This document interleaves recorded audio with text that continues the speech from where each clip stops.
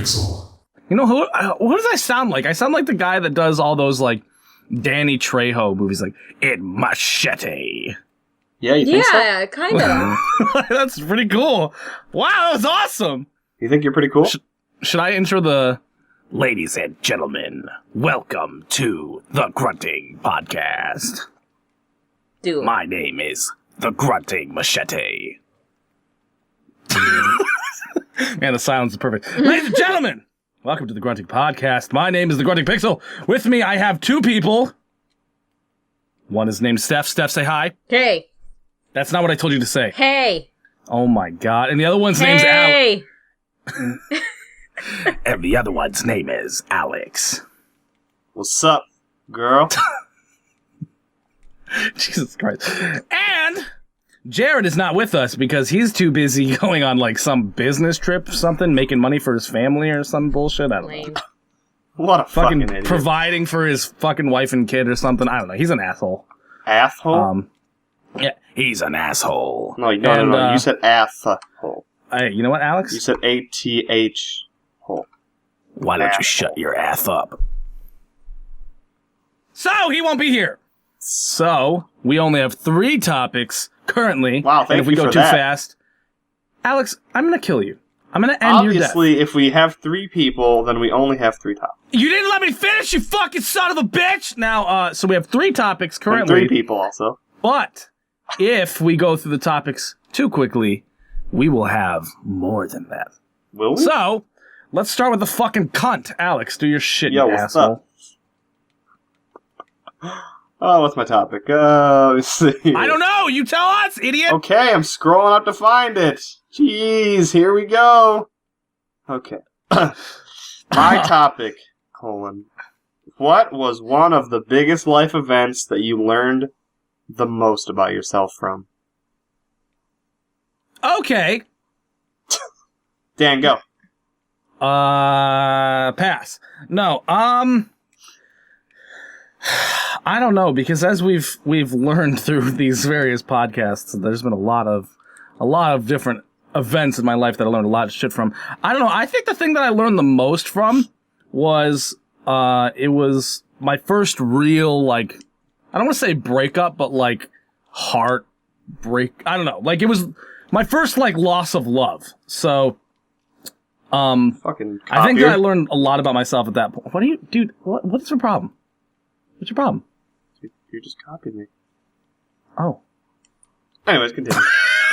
Well, but no, seriously, like, I mean, I had a couple girlfriends throughout my life, but then when I was 16, I think it was, when we started dating, all the way through 19 years old. So it was a 3-year relationship, which is, I mean, that's nothing to laugh at. That's a pretty long relationship. And when that whole thing ended, like, I don't know, I kind of, like, almost embarrassingly broke. Like, I was like a fucking little, like, slob monster of just, like, crying and depression for, like, an obscenely long time. But it kind of, like, made me realize that, like, there's somehow deep inside this, like, calloused shell, there's a heart in there, and it can be stabbed. And I don't know, it just kind of, like, made me learn a lot about, like, my faults and how, like, insecure I could get after something like that and things like that. But then also kind of made me learn how to, you know, deal with things like that and how to kind of pick yourself up off the ground. And this is really boring, but there you go. That's my answer. Yay. Interesting copycat. Steph? How can I copy something that I said first? Oh, it was in If you my wanted mind. if you wanted to fucking go first, Alex, you could have I done didn't that. say it was going to be first, but that's just... Well, anyways. So Steph, that's how You wanna go copying next? works. Steph, you can go next. Sure. Okay. This one's tricky because, like, I don't think it's, like, a biggest life event. It's more like a little events throughout the years. I think... I don't know. I'd say around the last 2 years of high school, a lot of stuff changed, I guess, in my life. And I don't know, it's nothing, I guess, negative or anything like that. Doesn't have to be negative. No, I guess not. But whenever it's like you learn something, you know, of yourself, it's like find out a fatal flaw. I don't know. It's tricky because like I don't really like. have something that's super impactful that's like, oh, let me review myself, I guess.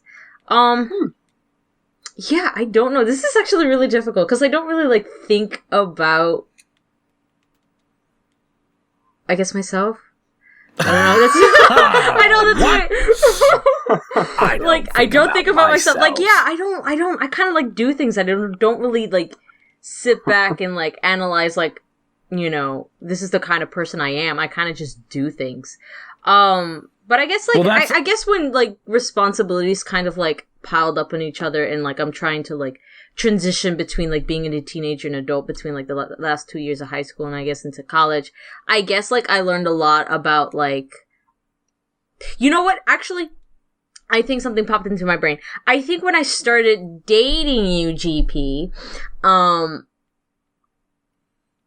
it's actually kind of funny that you say that because I was gonna try to throw you a bone that like to say like, well, I don't know if this was for you, but from what I experienced, there was this kind of period like in the beginning of college where you I don't know, you made a lot of changes like in like not necessarily like I don't know how to word it, like you made changes, but you also kind of made realizations like about your work ethic and what you wanted to do and be and all that stuff. And these are still things that obviously, you know, everybody still works with, but you especially.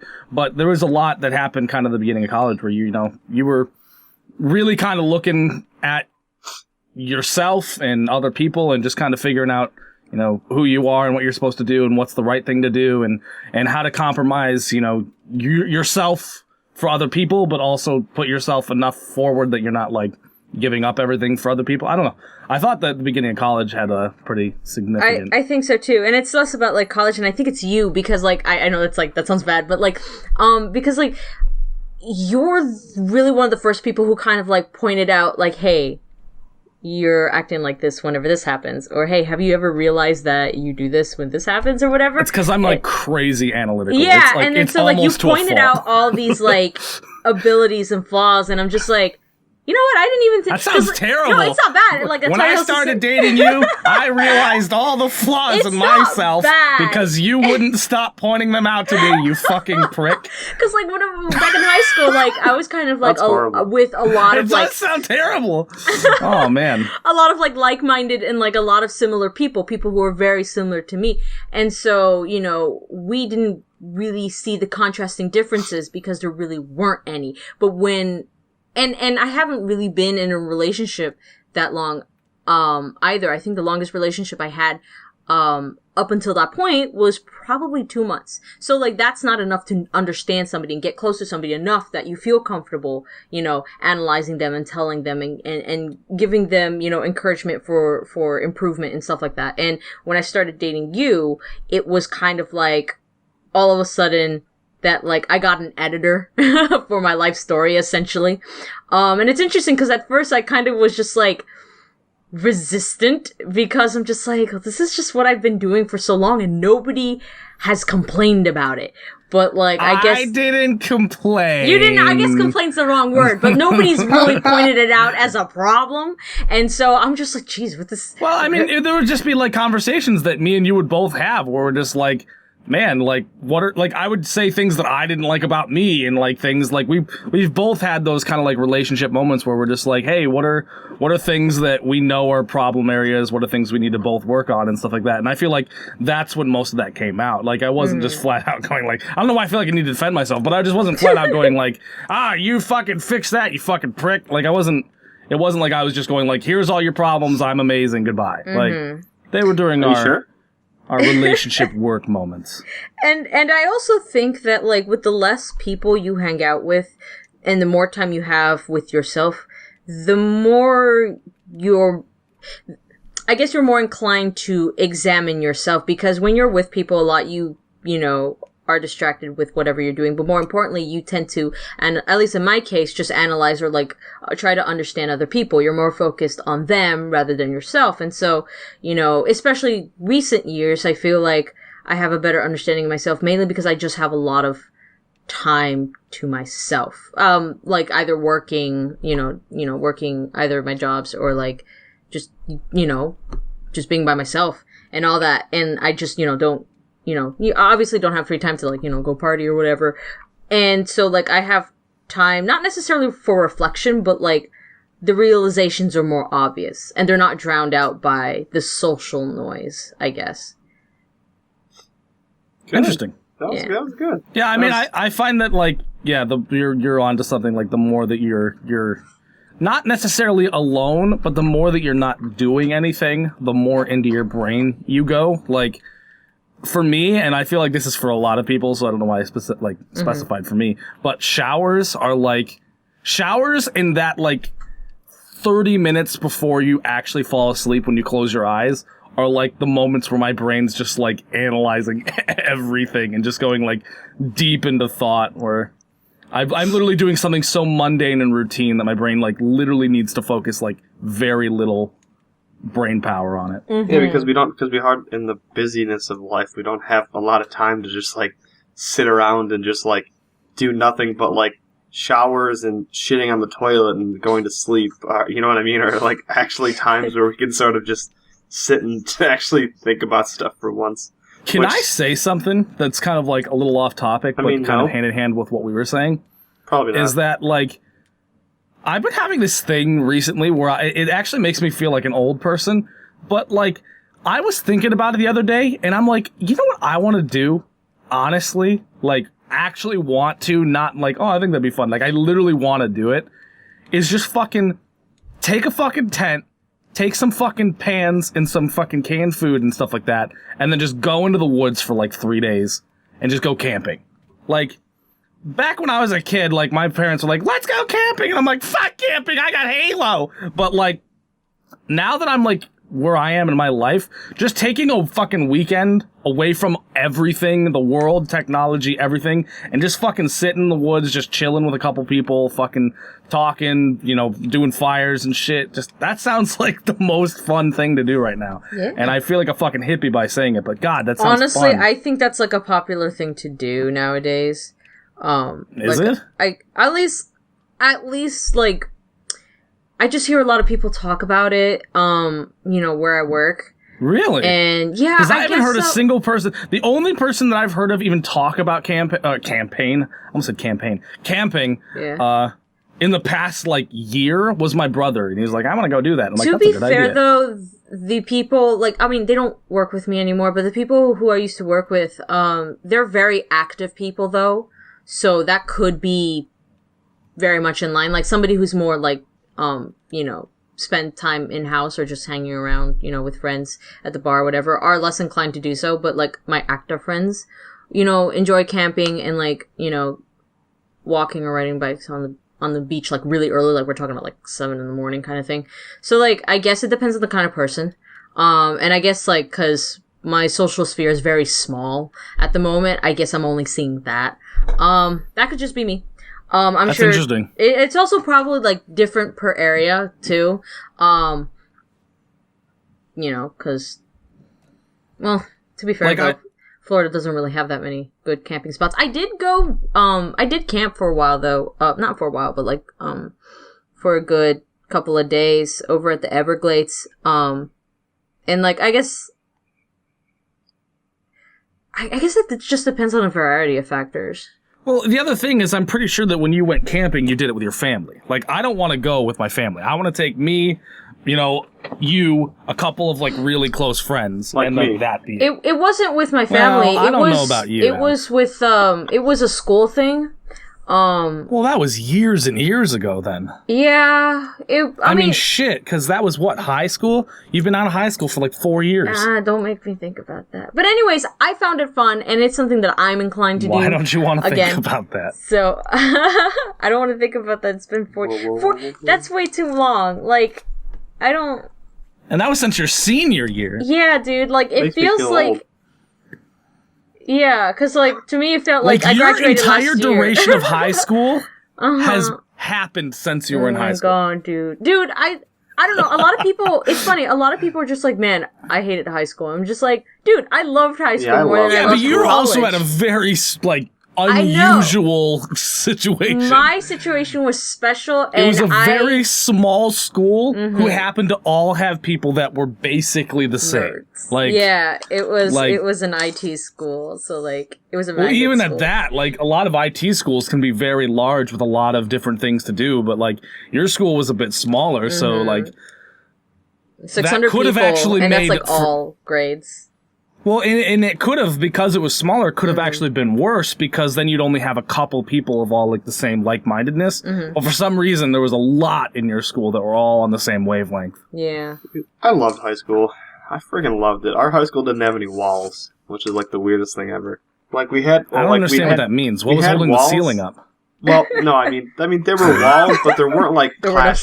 ceilings. There weren't like there weren't any ceilings. Like there weren't like classrooms that were we closed sat off on by a, all. on a tennis Can you court. let me speak?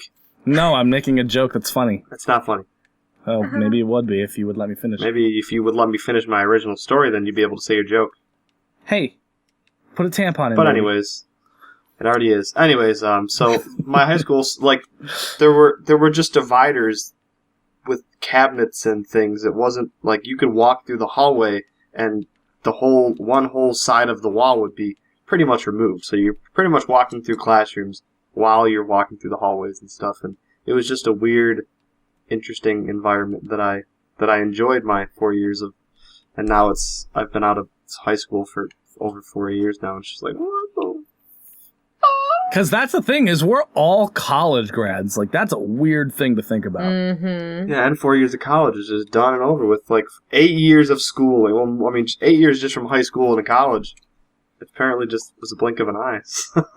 Yeah. And it only gets faster, man. I don't want to get existential on everybody. But it's like an Time exponential. only- It's like an exponential. I think it's like an It exponential is. thing. I is. read somewhere like that where like every year you age, it just feels like it gets faster and faster because like the age you are is just continuously increasing. And I don't know where I read It's, that. But. I mean, I don't know where you read it, but they talked about that on a Vsauce episode where, like, when you're one, or that's where I like saw 1 to it. 2 Yeah, that's where I isn't important, but like, let's say, when you're 4 years old, the amount of time to get from 4 to 5 is literally a fourth of your life. But when you're 22, it's only a 22nd of your life to get to that next year. So it just exponentially gets shorter and shorter. Yeah. And you can kind of like make it appear to take longer by just doing like new things constantly. But it still doesn't, like, you'll never, like, because that was one of the things that always kind of blew my mind is I would like, I don't know why I remember this, but it was one of my first days in actual school, like after kindergarten. And I just remember that the school day just took forever. Like, it just did not seem to end. Not in necessarily like a bad way, because I was having fun, but I'm just like, this is taking forever. And then like a couple years later, it was like, new day at school at a new school. And I'm like, okay. And I like blinked and that fucking day was over. And I'm just like, whoa, shit's getting weird. Yeah, that's exactly where I found it, was Vsauce. One of the Vsauce videos, which are all super awesome. I fucking love Vsauce. Fucking love Vsauce. Dude, fucking Vsauce, Mental Floss, a lot of them, dude, fucking good, dude. Yeah. Fucking sponsor. Sponsor us. Please. Vsauce. Sponsor us. Please. Fucking Vsauce sponsors us. But yeah, Alex, what is yours? Well, since you took my, idea, no, I'm just kidding. Idea. it from As your if brain. it was I like know, right? a lie. Yeah. GP, you are lying. You're a fucking liar. Well, No, the best part is I didn't know it was his idea, but I went into his brain Inception out. style and just stole it like a prick. that's pretty hot, actually. It's pretty rude too, though. Yeah, a little bit. But no, but mine's sort of based around the same premise, like, as far as, a relationship. And, I mean, I'd gravitated towards, the ideas of, like, self-reflecting and just thinking about things and, like, myself and where I want to be and where I am a while before my ex and I even started dating. But, we were together for about 1.5 years, and then when things just sort of fell down the wayside, that was my first ever real relationship. And on top of that, it was 1.5 years, and I was, like, convinced that this was the woman I was going to marry. And I was like, wow, like, this is crazy. Like, I had one girlfriend, and now, like, I don't even need to look anymore. Like, everything just fell into place. Like, this is awesome. I can't believe this. And then boop, then just shit just hit the fan, and I was just sort of left there like, okay. Oh. Well, fuck. So this is how this sort of stuff just happens. And on top of that, I was rushed with being broken up with, and then being called 2 days later asking if I wanted to get back together. And she was still dating this other person whilst asking me this. Oh my she was God. like, "Well, I think that we could So really what work it out." happened? So you guys split and she was dating somebody like the next day No, or something? the same day. Same day. Oh, what a prick. Whoa. What a prick. And then I got an email, and she was like, "Oh, call me." She emailed me and was like, "Oh, can you call me?" What an Well, I mean, asshole. this isn't the full story, but basically, like we went home for winter break. Everything was fine. She wanted to take a quote unquote break, which I think are the biggest waste of time and stupid. I've never thought they were worth anybody's time. So I feel like I don't really have any like reason to have any input on this at all. But I think that if somebody's asking for a break, then that relationship's just Right. over. Exactly. Like, in my agree. opinion. I Like completely maybe agree. there's examples of that where like it worked out for the people and everything was great and happy and it was the best thing that ever happened. I've never heard of that happening. No. Any person that I've ever heard that's taken a break, that relationship was over. Being one of them. The girl that when we split, the one I was talking about earlier, she was like, I think we need a break, and then like she was fucking some other dude. Like, Yeah. I don't know if she was doing that during it, and that's why she wanted the break or whatever. But it was very shortly after. Right. So, yeah. I don't know. And it was so I was like, whatever, like sort of naive, like whatever, like let's just whatever. I'll give it to you. Like I'll do anything as long as it works. And then like a couple days before we were planning on talking everything out when we got back to school, my last semester, and then like a couple days before we got back to school, she Skyped me and she's like, yeah, I'm starting to get feelings for this guy, but I really care about you still. And I'm like, oh fucking here we go. Here it is.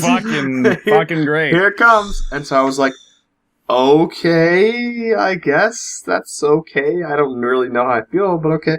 And like the following day she called me and she's like, yep, that's it. I'm like, okay. And then, so anyway, so back At least like, she called you. yeah, well, My yeah. girl just stopped replying to me. Oh my God. Fucking That's bitch. good. So, to fast Yeah, forward. she's like, we need a break, and I'm just like, I don't want to do that, and then she just never fucking replied to me. Oh I'm my like, God. "Well, That's okay good. then, Whoa. thanks." Yeah, Well, I mean, it wasn't quite like that. We did have a bit of a back and forth, but like, Okay. I was basically saying like, I don't want to do a break, and she was basically saying, I'm doing it without you, whether you want to or not, and I'm Jeez. like, well, what the fuck does that mean? And then it was basically she wasn't talking to me. Good. Yeah, fun stuff. I times. love relationships. They're Yeah, right. awesome. Yeah. But, so, to fast forward back to, like, okay, so whatever, like, she emailed me and was like, oh, I want to talk, and I was like, okay. And, so she's like, oh, I really think that we could work things out if you really cared about me, and I'm like, how could anything work out? You're dating this guy right now. And she's like, You well, left me for this other dude. yeah, she's like, well, And now you want to get back together while you're with this other Yeah. dude. Like, she's like, well, I don't want to break up with him and realize you don't want to date me anymore, and I'm like, oh, okay. what? I was like, wow. Wait, what? Oh my Yeah. No, God. seriously though, what? Oh my God. Yeah, dude. I feel bad for the guy she was dating at the time. I feel bad for both of y'all. I mean, I kind of want to say that, but he was also aware that she was in a relationship when that was all going down, so he's kind of just as guilty. Okay. Well. Yeah. I mean, I knew it, but I was just sort of like, oh, okay, like, that's cool, I don't really understand, and that was pretty much it.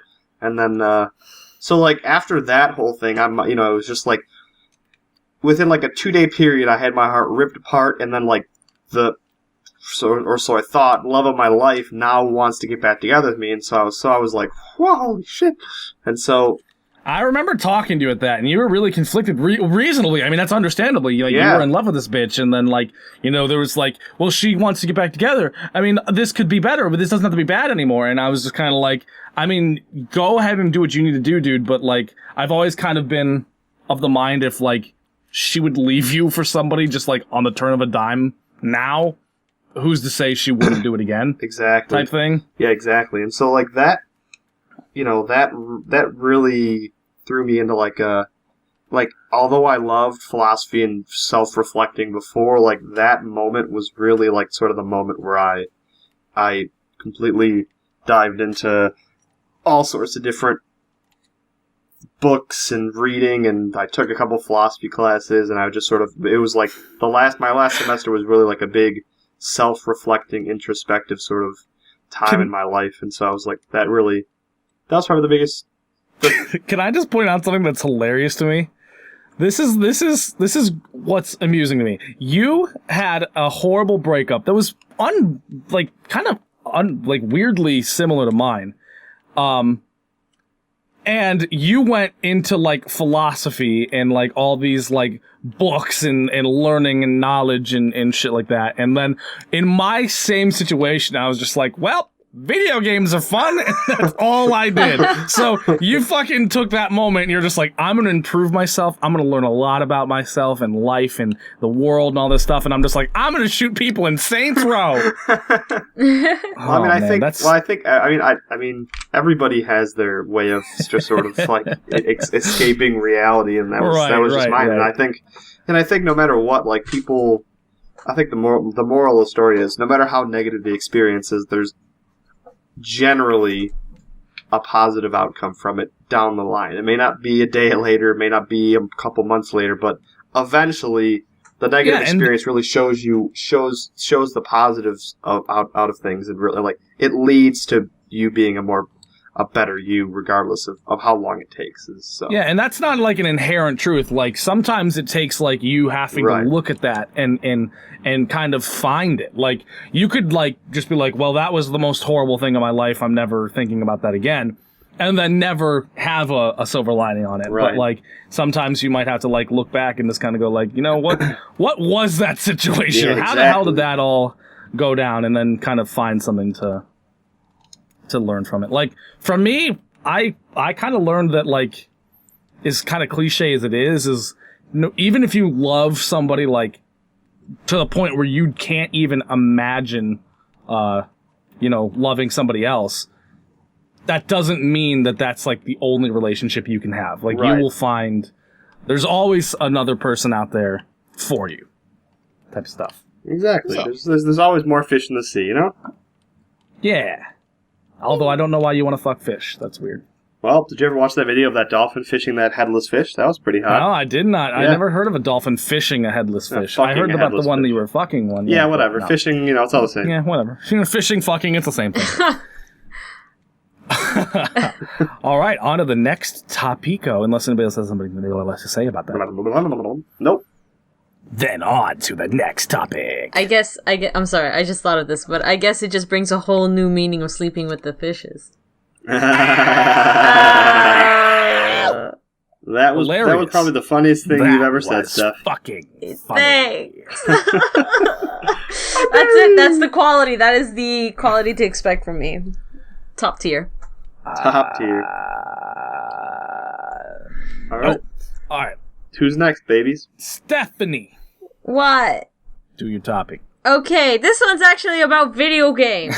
I know, 30 minutes in. If you made it this far, ladies and gentlemen, high five to yourself. You are awesome.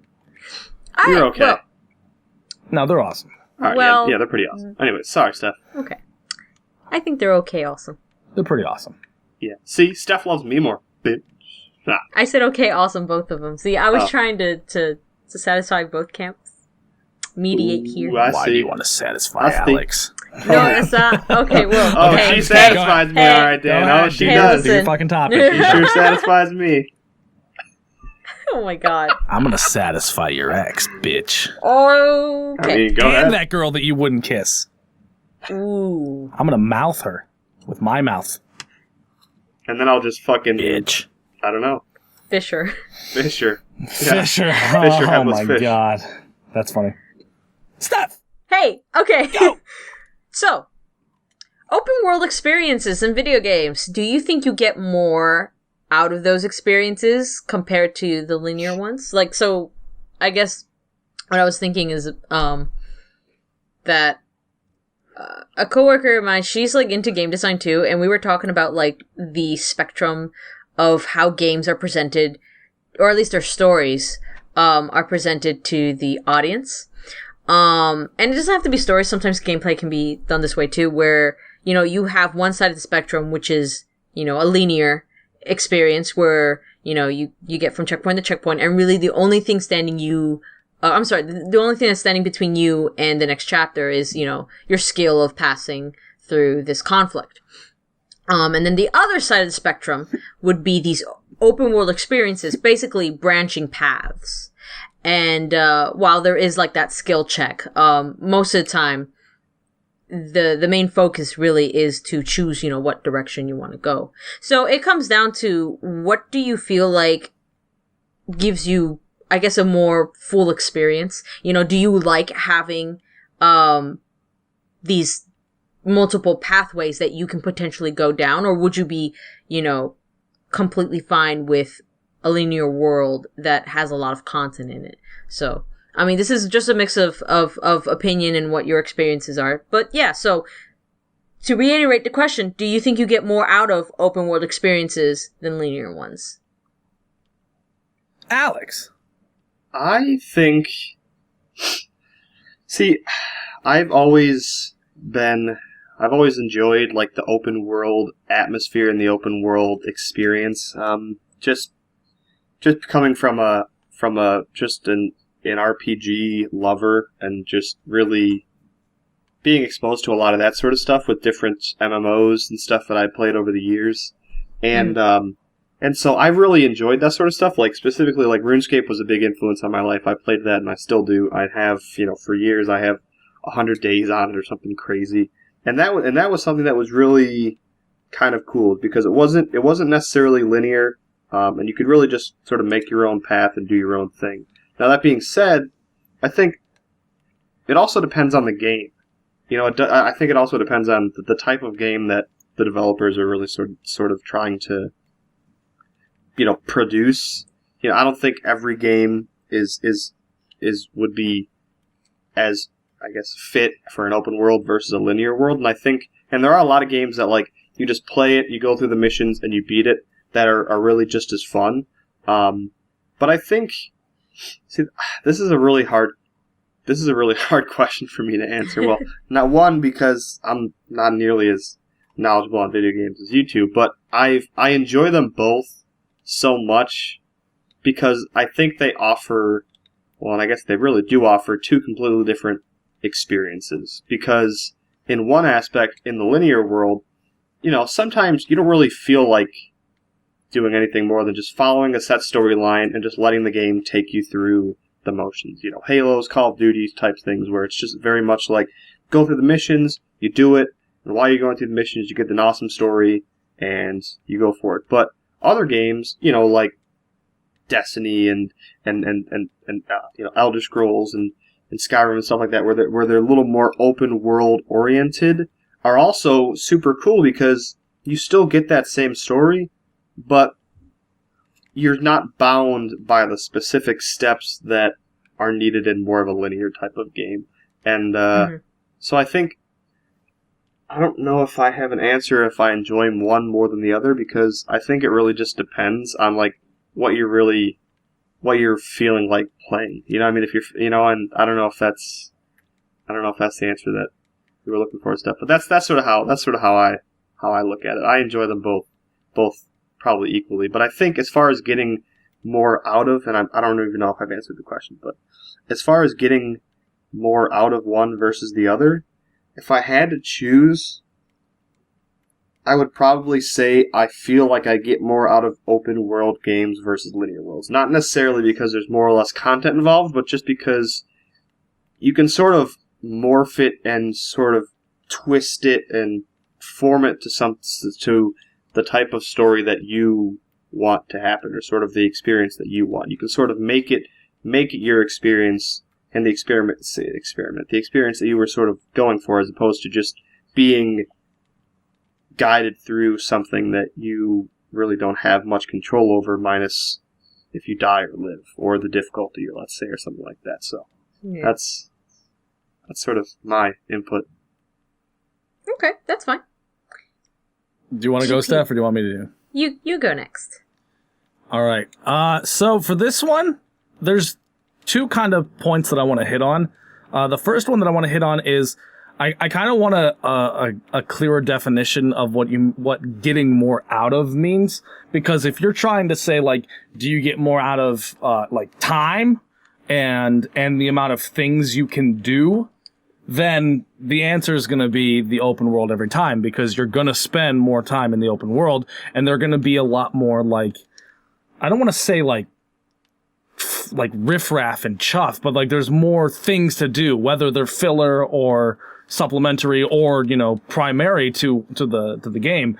There's always more things that like are irrelevant or like supplementary to the universe and the story and stuff in an open world, because they got to fill that content. If they were going to do a like single linear storyline in an open world, then there's going to be a lot of that world that's fucking empty with like nothing to do. There's not going to be like side quests and mini games and gardening and crafting and XYZ, PDQ, EFG, you know, all that stuff in there.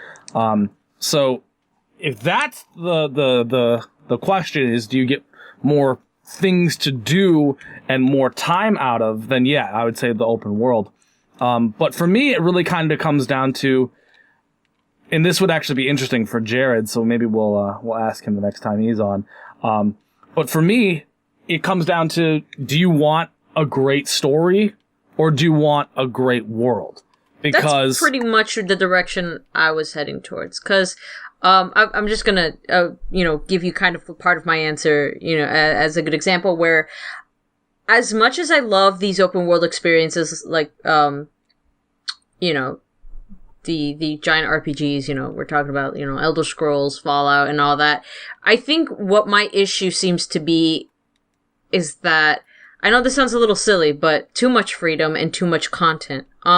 Unfortunately, I have a tendency to want to 100% games, and I'm not talking about like, you know, as a challenge. It's just something that my brain wants to do, and I cannot continue progress of the game until everything is completed, and which would lead me to, you know, do these side quests or tackle these, you know, pretty much side quests or tasks that majority of myself doesn't want to go through this. Like when I'm doing something, it's like, I don't want to play this, I want to go to the next chapter, but I cannot move on until it's completed.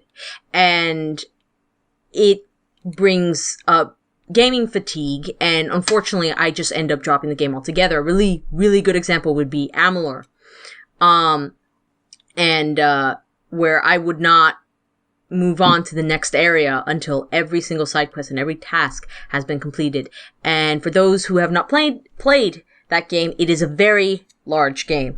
And there's just, the issue with that game is just that there's too much content.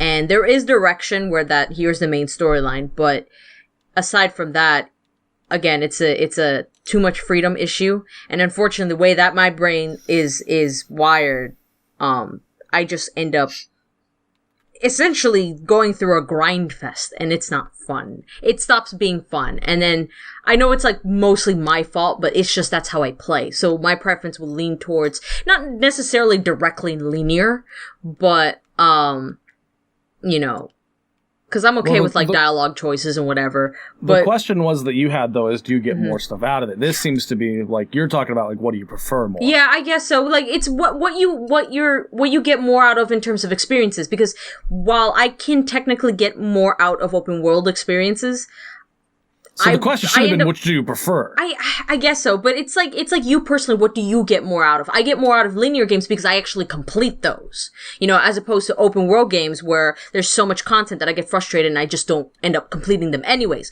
So while technically the potential of it being a larger experience is there, it doesn't, you know, it's not I don't get more, I personally do not get more out of it because it's not something that, you know, I end up experiencing anyways. You see what I'm saying with this? I don't know if if the topic was confusing or not. Oh, I guess, yeah, I thought you meant just in terms of content, not like preference. Yeah, I guess I was trying to get more like an opinionated, like, you know, opinion kind of thing. An opinionated opinion. Subjective is what I want to say. Like to you, what experience? Because like each gamer has a different experience. Like you would have probably a greater experience playing Battlefield than I do because I'm less inclined to, you know, put hours into that game and to acquire the skill to become good at that game. So. Yeah. Yeah. But yeah, no, what I was saying, just to continue my last thought. Yeah, sorry. Sorry for the derailment. Was that, like, yeah, it just kind of comes down to what you like. Like, for me, it's a hard one to answer because I like many things, and I like them for different reasons. There's a lot of open world games that I like, and there's a lot of linear games that I like. For me, story is usually pretty important in a narrative game, which is what a lot of single players tend to be. Like, unless you're playing like a Mario game or games of that genre where the gameplay is, you know, front and center, story is going to be in there, and if the story is going to be in there, then the story needs to be good. So I like story games, and I don't know, maybe somebody can prove me wrong on this, but I'd really be interested to see, you know, an open world game with a story as good as a BioShock or something like that, or on a Last of Us or something like that, because for me, story always suffers in open world games. It just like always does. I think in order for it to be successful, it has to be some kind of hybrid. Like going back to most BioWare games, at least the ones that I'm thinking of, you know, Dragon Age, Mass Effect, where it's not entirely open world. At the end of the day, you're still going to hit the end of the game, and, you know, certain story beats are going to be there. But yeah, like, so you do have, like, you know, the choice, or at least the illusion of choice. But at the same time, it's, you know, mostly linear. BioWare also does what you're talking about, that hybrid, but that hybrid lens is a bit more linear than open world. Like, they give you places that are like zones that you can do many things in, but it's still pretty linear, which is honestly, that might be the sweet spot when it comes to storytelling. Like, it might have to be more linear than open to tell a good story. Like, that might just be that perfect balance, that good ratio. That sweetie, if you will. Yeah, the sweetie. Nobody's gonna know what that is at this point, Alex. You have to keep watching to figure out that. But yeah, for me, it's hard because I used to really love those games that I could just sink like forever into, and that's like what I did. But I've noticed that recently, I kind of want shorter, like, experiences. Like, I'm really like unbelievably excited for Fallout 4, but I'm also kind of nervous that like I'm gonna get into that game and I'm gonna jump like hours and hours and hours and hours and hours in, and then like never finish it, because that's pretty much been my problem with most of the things that I've done recently, where like if it's a long ass game, like I would say that Destiny is probably the game that I've put the longest time into, and I think that that's because it is designed to be very mobile like, in the terms of just like you can pick up and play for a couple hours and then you'll be good. Like, you don't have to devote hours and hours and hours a day. Like, you can jump in for 30 minutes, you could jump in for 3 hours. It doesn't matter. You know, you can still accomplish something and then hop out and then get back in and yada yada yada yada. So yeah, it's hard to say because there's a lot of really good open world games. Like, I'm really excited for Fallout 4. I'm really excited for Just Cause 3. Those are open world games. Those are going to be completely filled to the brim with fucking content that I may never get all the way through. But I'm also excited for really, like, a lot of single player games, a lot of linear, I don't want to say single player, but a lot of linear games that are, you know, thing. I don't think I really have a preference one way or another. I think they both just have to be good quality. And what, in kind of going along with what you were saying, where like the content that's there needs to be interesting the entire time that you're playing it. Because I feel like a lot of open world games, and Just Cause 2 is actually, I think, a really kind of bad example, or a good example of doing it poorly, where like there's a fucking insane amount of things to do, but after you've done half of it, you're bored. So like, I don't necessarily know if the problem is that they put too much content in, if it's more that they put too much boring content in, or too much repetitive content. Like, I don't think there's such thing as too much content, as much as there is too much content that's not interesting. Okay. Or too much content much filler. that becomes not interesting. Okay. Because I think if a game, kept it versatile, kept it varied, kept it interesting the entire time, then you'd have no reason to fall, bored. But a lot of games, like even Far Cry, can have this problem where it's just like, hey, the supplementary content is to go to this location and find 300 collectibles. It's just like, that's going to be fun for the first 50, and then you're going to get bored doing all the collectibles. So I think that's the problem. I kind of have a problem with my issue, which I'm trying to resolve, is I just don't. I've been more of a multiplayer fuck for a while, so so I've been trying to sort of break out of my shell, and that's. I have not finished Fallout 3. I have not finished Skyrim. I have not finished Elder Scrolls. I have not finished Far Cry. I haven't finished any of those games at all. So it's like I haven't finished any of those either. Yeah, so. and the problem with those is it's really annoying, because I feel like sometimes I sort of waste away money because I don't finish them, and I don't and it's sad, because if I really did some calculations on how many hours of gameplay I have with all of my games and all of the campaigns that I have yet to finish on my 360 and my One and on PC, I mean, I know people who have spent 500, 1,000 hours just in Skyrim alone. I mean, it's like right. Fuck. So if I just lowball it and say, okay, I'm going to put 500 hours in Skyrim, 500 hours in Fallout 3, 500, probably more, because I didn't really touch Elder Scrolls all that much yet. So, 500 hours in Elder Scrolls, 500 hours in Far Cry 2 and 3. I mean, what, you're talking, 2,500 hours of gameplay just with those 4 or 5 games alone, on top of all the other games? Well, you don't have to put that much in to them to 500 is a little excessive. Well, I mean, yeah, that's pretty extreme, because I mean, Fallout 3 is probably one of the single-player games that I put the most time in, and I think that I was only at 350, which I say only at. That's a fucking insane amount of money. Of time, but it's not 500 for each. I think that you could run through the campaign and enough of the side missions in a game like Far Cry to be content at about probably 60 hours. Well, you rock. I agree with that. Mainly, my brother is actually really good at being the opposite of me in terms of games. He can take he has beaten all the open world games I have except for Fallout, because he actually does not like Fallout.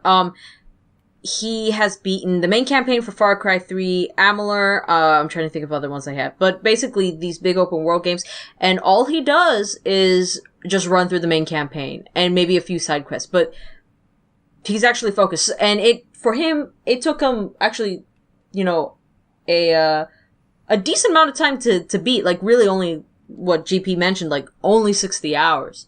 I mean, to go through the campaign. That's just going through the campaign stuff. Yeah, because I'm like you, and I don't want to take over what you were saying, but I'm like you in the sense that I'm a completionist at heart, to where I want to, but sometimes the grind just becomes so much that I can't. Amalur being one of them. I think Amalur is another example of, they had a pretty decent amount of varied content, but I just feel like it kind of suffered from what I was talking about, where the content was varied for a while, but they had you do it so many times that there was just too much. It was just too much to do without sort of getting some sort of fatigue. I actually didn't complete the game because I spent all my time doing the fucking side quests, and by the time it got to the main campaign, I'm just I've experienced this game already. Sure, there's story that I haven't seen, but everything else I've pretty much done 1,000 times at this point. And that could come with just not being enough, like you were saying earlier, where it's cool and all that there's all this stuff to do, but it's not. People aren't continuing to be, captured by this stuff, and so it's kind of it's almost pointless in a way to like go through all this stuff. Like if you have to go and find 6 million collectibles, well, fuck me. Like you're gonna be bored after the first couple hundred, and now you're like, oh, only 5.8 million more to go. And so it's just, it's just one of those things where maybe part of the problem lies in there isn't as much content that captivates people for the duration of the game, or at least for the duration of the main storyline, if you will. I don't know. Don't ask me. I'm not a professional, but just my opinion. I mean, for example, a type of open world game, if you will, that proves that the problem isn't the amount of content, but it's more of the variety and the quality, is this little thing we called living our lives. Like, there's so much to do in the real world that, like, you could never do everything there is to do. Like, let alone get bored of doing everything there is to do. So the problem is just that it's too much of the same and too repetitive rather than it's just too much, Yeah, exactly. Yeah, just too much, other than just being too much stuff. So, Correcto mundo. Wow, we might actually be able to just do 3 topics, guys. This has been good. It's been good. Well, it all depends on how long this topic takes. I have a feeling it won't take that long. Yeah, it probably won't. But we'll find out. We'll see. We'll just play it by minute. So the Grunting Pixel topic. I'm not going to do it like that. Your relationship status notwithstanding, would you ever go speed dating? No. Boom. Podcast over. I wouldn't. Podcast over. That's it. One word answer. That's all we needed. Expand, Stephanie. Expound. No. Alright, I can't judge whether I would be interested in a person based on first impressions. Mainly because I have done that so many times that it's clear that it doesn't work like that. Not speed dating. I mean, like, just deciding whether you want to be with that person. Because, like, here's the thing. I have a lot of short flings and a lot of short relationships because of that. Slut. And I've learned... Excuse Foreshadowing. you. I've learned that, like, hey, you know what's great? Knowing the person. Because I have discovered that I am a particular person with particular needs, in that I wouldn't consider myself high maintenance, but I have a lot of things in my checklist. And I know that sounds really, like, bad, but at the same... Go ahead. I was just saying, can I clarify something? Just because you're speed dating doesn't mean you're going to walk out of there being like, I'm in a relationship with this person. No, like, but speed dating is basically just kind of like a way to get you into a bunch of people who are single, and then look at those people and find who you'd want to continue to talk to find out if you want to date. But here's the thing. It's like a multiple factor thing, because of the nature of who I am very picky, and it's one of those things where, like, geez, that sounds really terrible, but, like, in a speed dating environment, I'm going to have too many options and not enough information, and I think that kind of scenario would be, I just won't say I'm interested in, maybe talking more to anybody, mainly because I don't know if it's a whole thing where, like, people tend to be more inclined to make a decision when they have less options. I don't know. But it's one of those things where, like, I feel more inclined to pursue a relationship with somebody I have spent time over. Because, like, I guess it's... But again, that's what you're doing, is you're starting to spend time. Like, I know, but it's like I have to, like, decide. I'm not saying that, like, I think speed dating is absolutely amazing and everybody should do it. I'm just devil's advocating right here. Yeah, because the thing is that, well, sure, you get to know this person and, like, go on dates and stuff like that, but when you're doing that under the impression that, I don't want to say under the impression, but when you're speed dating, you're looking for somebody to be in a relationship with. And I guess for me, for somebody to potentially be. Yeah, regardless, the end goal is relationship. However, I'd rather have it to be like organically stemming from friendship because I don't know.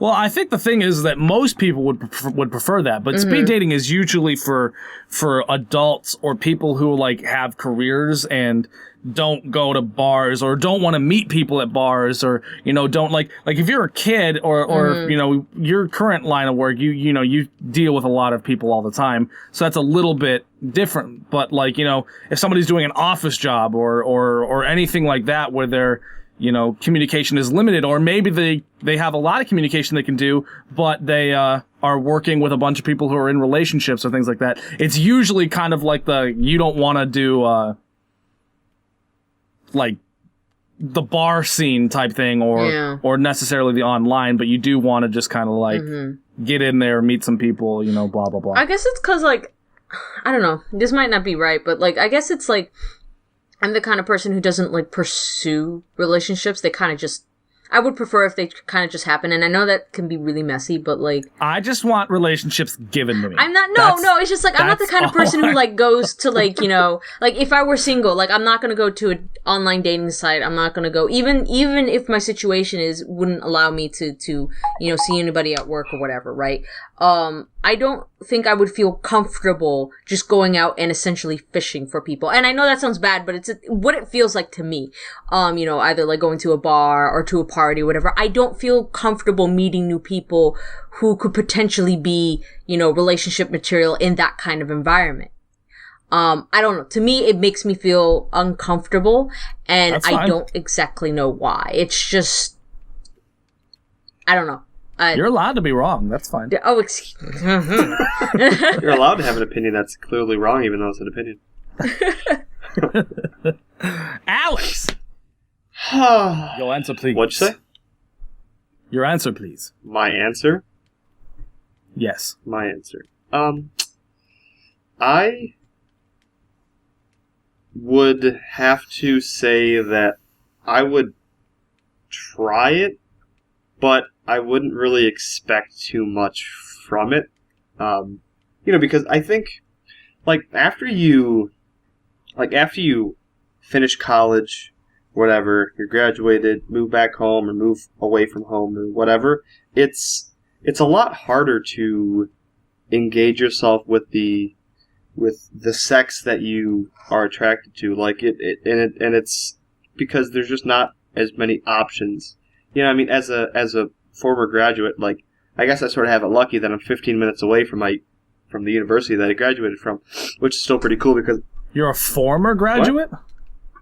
You're a former graduate? You ungraduated? I'm a graduate. I was a former graduate. Now I'm not. But no, but...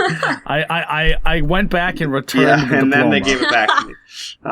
And then I started back in doing school But again. being a former graduate, being a graduate, and being 15 minutes away, I guess I'm sort of biased, but it's hard to go and meet people when you don't really have that means. You don't really have that college atmosphere. You're not in classes with people. You're not interacting with people as much as you were. And being in the working world, the only real other place that I interact with people is at work. So, that's sometimes how people meet other people, and that's a lot of times how, people get in relationships is because they find someone at work, but if they don't have any success at work, well, there really isn't that many other personable and face to face options besides going to a bar or going to a friend's get together or something like that. And that's why I think it's kind of interesting these days that online dating is such a big thing. It's because that's how our society is sort of transitioning, and it's really not uncommon for people to meet other people on the internet and really start interacting with them. But I think speed dating would be an interesting way to meet people, and a sort of an interesting way to, because regardless of if or regardless of getting to know that person, you always get that sort of first impression offhand, and a lot of times that first impression can be pretty strong. When you meet someone and you're like, wow, this person's pretty sweet, I could definitely see myself really either getting to know this person better, either being friends or more so, you sort of subconsciously get a good feeling for someone that you really think is is kind of cool. And I think that speed dating would allow someone to do something like that. I don't necessarily know if it would be the best way to, just pursue and maybe there just isn't a way. I'm losing my train of thought. Maybe speed dating isn't the best way to find a long-term relationship right off the bat, but in the goal of eventually trying to get into a relationship, I think it would allow you to be able to meet people and experience different people and see what's going on. And so I would give it a shot. I don't necessarily know if I would have high hopes for it, but I mean, what's the difference between that and doing anything else like going on an online dating website or something like that? I mean, they all sort of come full circle. So yeah, I would give it a shot. All right, my answer is actually kind of interesting because nobody touched on this, which is interesting to me. Is I would absolutely love to do it, not to find a person to date. Now, I know what you might be thinking. What the fuck does that mean?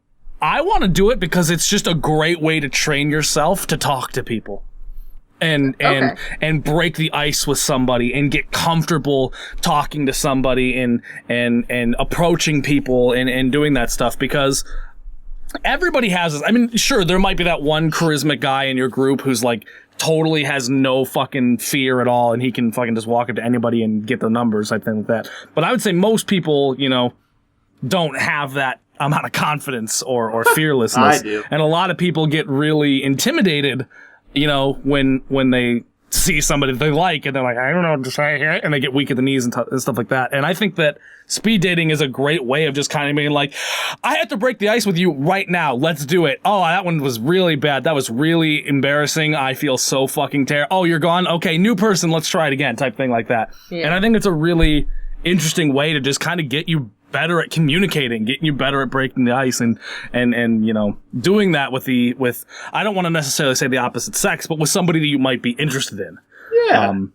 I think it'd be a really interesting tool to kind of actually. But that does make sense. I mean, coming from a person who's never failed in their life with talking to women or going into kiss women, I've never been able to not do that. Never, not even yesterday or the day before when I had the opportunity. Yeah. But so I mean, I think even for people who are really experienced in that sort of realm, can get a little more practice with it. Like myself. So right. No, I mean, like I would love to do it because like I'm pretty good at being kind of like fearless and stuff like that. But even I've had that moment where you you see somebody that you like and you're like, oh my god, like I literally feel like the weakest I've ever felt. Like I don't have any confidence. I'm having trouble standing. I like can't even make eye contact without freaking out, type thing like that. And I mean, everybody has that. And I think that doing, speed dating and things like that could be a way to kind of like get better at dealing with that type of situation, having a little bit more confidence, having a little bit because not more experience doing those things. So yeah, it's true. I mean, I would say most people aren't as confident as you. No, that's a bunch of bullshit. And don't fuck up at I've all. Never missed out on an opportunity 2 days ago, so I don't even know what we're talking about. I've never done that yesterday. That's hilarious. Silence. Cool. Great. Silence. Absolute silence. Well, this one's only an hour so far. Do you guys want to keep going for a little bit more? Just kind of fucking riff-raff like a chip-chaff, dude? Or do you just want to end it? I'd say we're pretty good here. What a fucking dick. Audience, you just got shafted 30 minutes because of Alex. I just want you to know that. Bring out the pitchforks. Bring out the fuck you, Alex. Bring out the fuck yous, Alex. Fuck you. Bring out the fucking unsubscribe from this piece of shit. Fucking kick him off the podcast. Bullshit, because we didn't talk for an extra 25 minutes. Well, actually, probably 20 minutes because we didn't start immediately. We didn't start immediately. Sorry, 30 minutes. Fuck. Whoa, I'm doing my math wrong. Doing my math wrong. Shit. So, yeah. Well, I guess that's it. I hate you, Alex. Didn't mean to ruin the vibe. I mean, I thought it was a good session. I didn't really think that...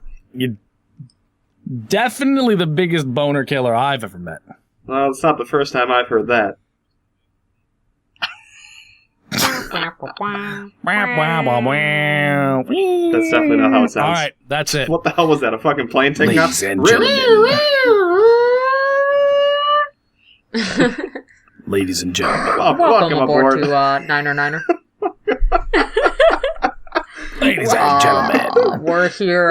We're gonna experience some turbulence. Have you seen that video? Have you seen that video, Steph? The barely air. That's exactly what it reminds me of. I don't think I have. It's pretty funny. And I know GP's trying to intro us or outro us out, but we're not letting him know. But there's this. Well, I thought you wanted out of here, bitch. Isn't that what you wanted? That was it. Good enough. There's this video. Fucking signed, sealed, delivered. Slap a There's fucking this okay video on that. Get it out of here. Of this pilot, and he's talking on the he's talking like this, and like the pilot like can say that, and like everybody understands him, and the co-pilot tries to say it, and he's like, "Ladies and gentlemen," and then all of a sudden like the flight attendant like storms in. She's like, "What are you doing? People are freaking out there now. Are you even a real pilot?" It was just the whole funny skit. Anyways. That's hilarious. Ha, ha, ha, ha. 902, you are cleared for launch. I said 902, you're cleared for launch. Podcast over. Podcast over. Ladies and gentlemen, thank you guys so much for listening or watching. Watching and listening. My name's been the Grunting Pixel. Alex is a fucking and we'll see you guys next time. Bye. Podcast over!